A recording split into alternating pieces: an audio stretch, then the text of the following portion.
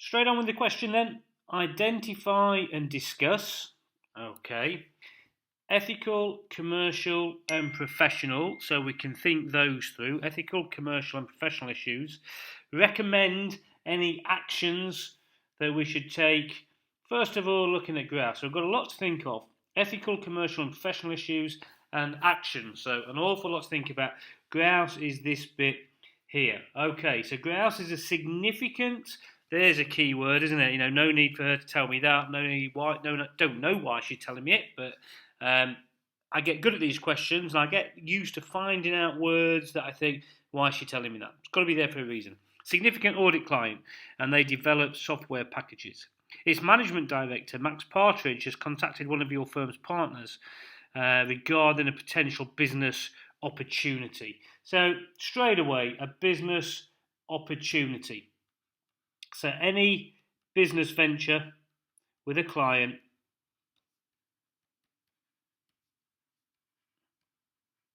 represents an objectivity threat.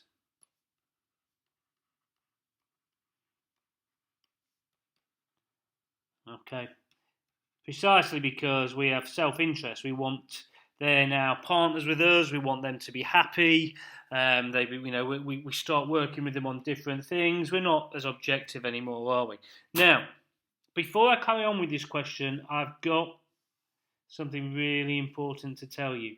If you get a question about objectivity threats, this is how you answer it. Number one, you identify the threat.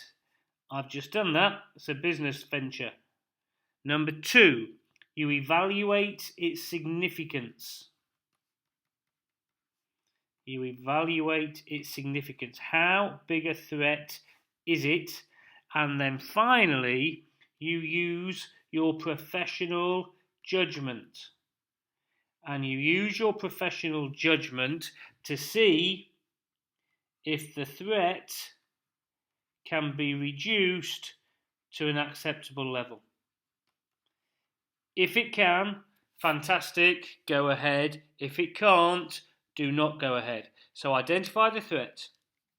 Look at its significance. How significant is it? Is there anything I can do that can bring it down to its acceptable level? Okay, so here we go then. It's a business venture with a client. Big self-interest threat. I've identified the threat. How significant would that be? Well, we don't know, but basically we can say the business venture would need to be insignificant. Now, if it's going to be insignificant, then really, what's the point? Because we need to be seen to be independent. It's one of those that you can't really reduce the threat any further. Okay, so you can't really accept it. It'd have to be very insignificant business. Keep going. The proposal is that Grouse Co. and so Grouse Co. is the company, Raven & Co. is the auditor, that Grouse and Raven could jointly develop accounting and tax calculation software, and that revenue from the sales could be split between the two firms. Max thinks that our clients, would be a good customer. So, selling tax and accounting software to clients. Okay. Hopefully you identify the threat. It's a self-interest threat. It's a self-interest threat, and therefore you should fully disclose it to your clients. So you think to yourself, right, okay, I'm going to make some money every time I sell accounting software or a piece of tax software to my client. Every time I sell that, I'm going to make some money. So I need to be ethical. I need to say to my clients, look, I've created it. I'm going to make the money on it. I'm fully disclosing it to you. So therefore, I think that is reducing the threat down to an acceptable level. Okay, because you've made it very, very clear. And you make it clear beforehand, obviously. But then there's another issue with this. It's because it's It's because it's accounting and software. If it was something else, if he was selling art to them, and you say, look, I know an art dealer and I can get it cheap for you, but I will be making some money on it, then that's fine. You've disclosed it to them and that's the end of it. But this isn't. This is tax and accounting software. So therefore, there's going to be some self-review. We're going to be evaluating our own system. We're going to be auditing our tax figure that our system created. So how significant is that? Well, it's pretty significant, isn't it? That we're auditing things that we've created ourselves. There is another issue as well. This becomes a non-audit service. And the preparing of a non-audit service, well, that's a threat to objectivity. And we have to be careful that we're not taking on a management responsibility. So one thing you could say is, you could say that the tax and the accounting is solely your responsibility and is nothing to do with us. Maybe get that in writing. And that might reduce it to an acceptably low level. But I still think that this issue of self-review means it is still very, very significant. Okay, and I think the significance would mean that we would have to, we cannot reduce the risk to an acceptable level. So therefore, we would have to stop being the auditor in this case. Now, let's just go back to the question. We've dealt a lot with the ethical issues and some, what about the commercial issues? Being commercial, would you want to get rid of the client? Hang on a minute. Now I know why she's told me that. Would I want to get rid of a significant client? So carry on, I do. I say a significant audit client. Therefore, don't want to lose them.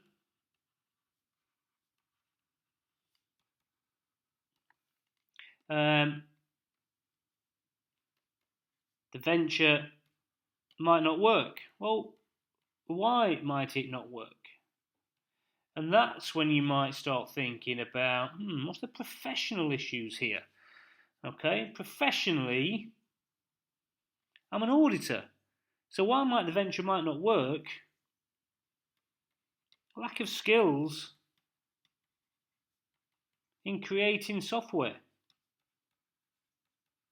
Commercially, there's a lot of competition.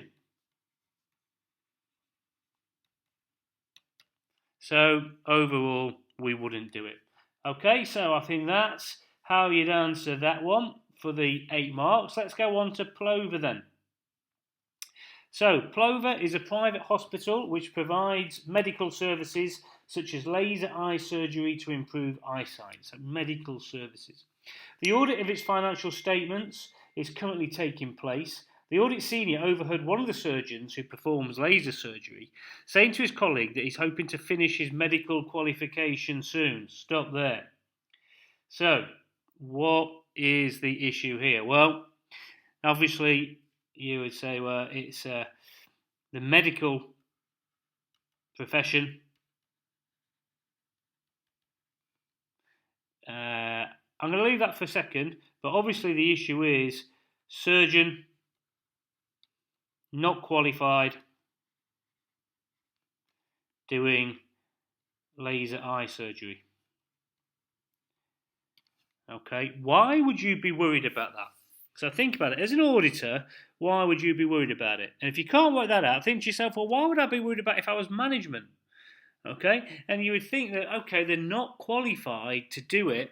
And if they're not qualified to do it, then somebody might report them. And who they're going to report them to? Some sort of authorities. Okay, and that should get you thinking about laws and regulations. So the medical profession, highly regulated. So it's up to the management. It's the management who are responsible for the laws and regulations being followed.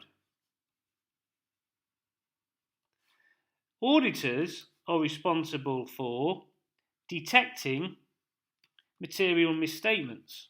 Okay, so really this bit here is a management issue that the surgeon's not qualified. So the first thing that we should do, we should find out about this. We should find out if they are. Look at his file. Is he qualified? Speak to HR. Okay, speak to those charged with governance, because this is a huge thing. Maybe they don't know. Okay, maybe they can tell us. Is there a reason? Maybe it's one of those things that you can get. You don't have to be qualified for it, but if it's not, they need to know immediately, because this is a big breach. It's a big issue. So you need to speak to them.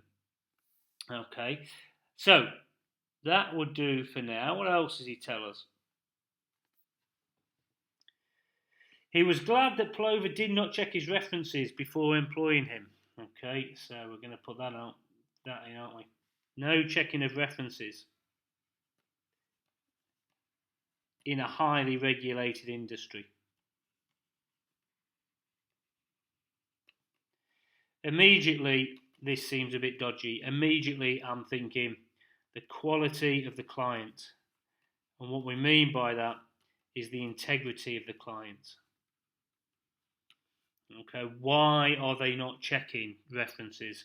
And if the integrity of the client, then obviously I'm thinking that they are very high risk, and do I want them as an audit client?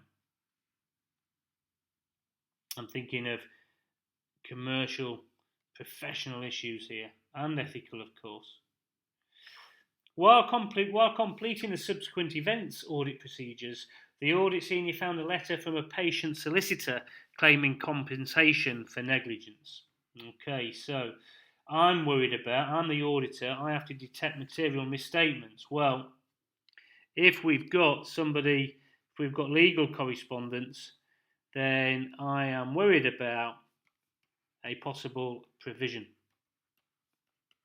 How will I know whether there's been a possible provision? I will look at the date of the letter and of the event.